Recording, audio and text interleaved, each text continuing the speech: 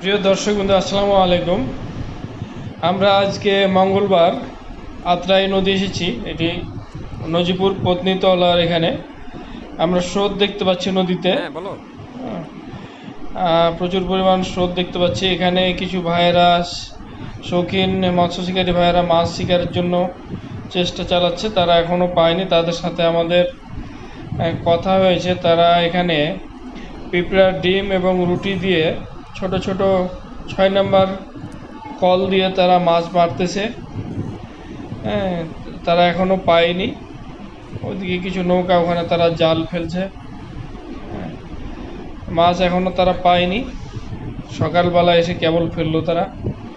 তবে আশেপাশে প্রচুর মাছ ওয়াশ করছে। মাছ হিট হওয়ার সম্ভাবনা আজকে আছে। আজকে আবহাওয়া ভালো। যারা মাছ মারে ওরা কিন্তু বিরক্ত লাগে না ভাই? যদি ভাই আপনাদের ভিডিওটি ভালো লাগে অবশ্যই একটা লাইক দিয়েন, ফলো দিয়েন। আসসালামু আলাইকুম।